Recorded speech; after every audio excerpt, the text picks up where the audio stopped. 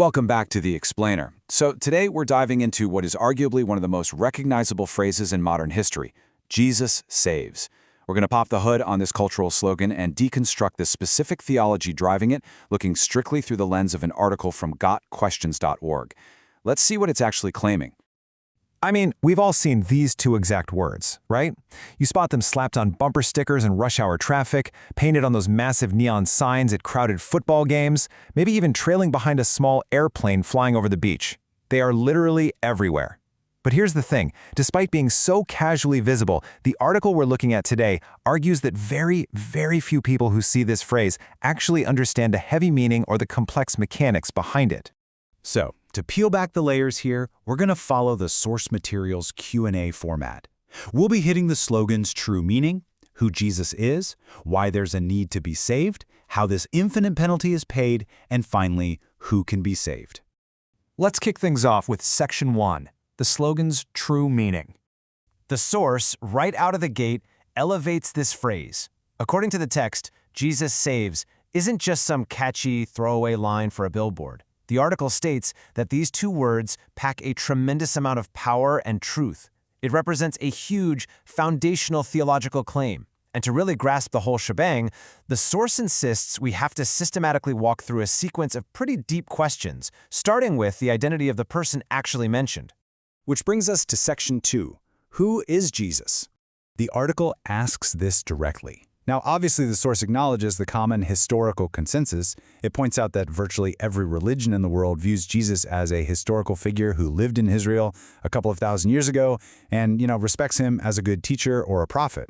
But the article claims those job descriptions actually fall drastically short of explaining how or why this figure could possibly save anyone. Instead, the crucial biblical perspective presented here is that Jesus is actually God in human form. The text asserts that he came to earth as a true human being, specifically in the person of Jesus Christ, with the absolute primary objective of saving humanity. That specific identity is the foundation. It's literally required for the rest of this entire framework to even operate.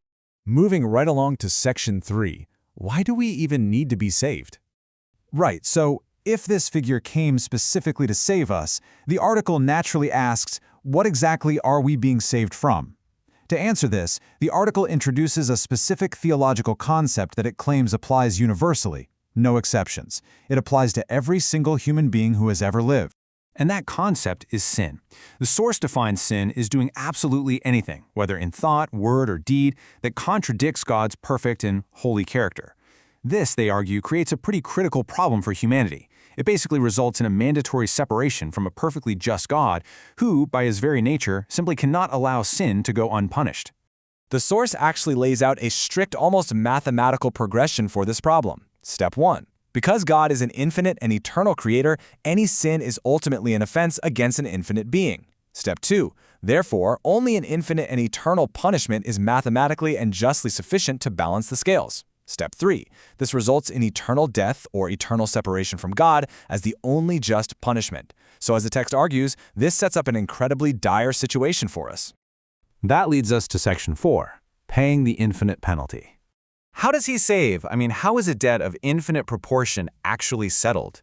Well, the article presents a stark dichotomy here for resolving this infinite penalty, claiming there are absolutely no other options, no loopholes available.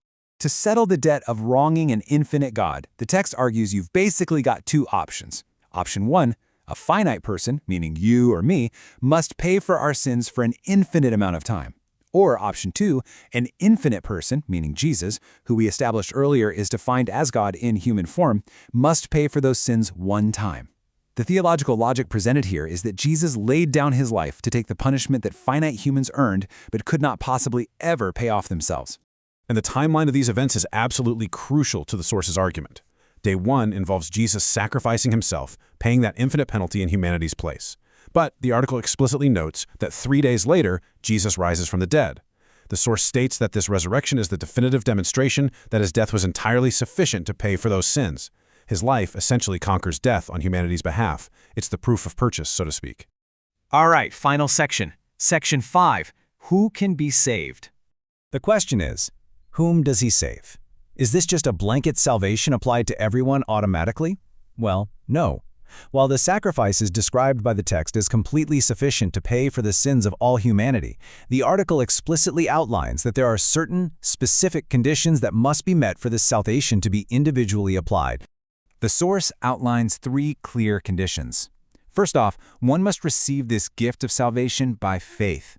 Second, a person has to stop trying to save themselves through their own efforts or good deeds. And third, they must fully trust in Jesus' sacrifice alone as the sole payment for their sin. According to the source, it's this specific act of trust that activates the salvation we've been talking about. The article actually concludes by providing a suggested prayer. It reads, "I believe that Jesus died for my sins, and I trust in him alone to save me." This serves as a highly practical call to action for the article's readers, giving them a structured way to communicate their faith and formally accept the theological framework that the article has meticulously laid out. So we've peeled back the layers of this everyday bumper sticker slogan to reveal the deeply complex claims of infinite penalties, divine substitution, and specific conditions of faith underneath it all. My question to you is, having walked through the highly structured mechanics of this theology, how does understanding this underlying framework change the way you view those 2 simple words the next time you see them flying across the sky? Thanks for joining me for this explainer, and keep asking questions.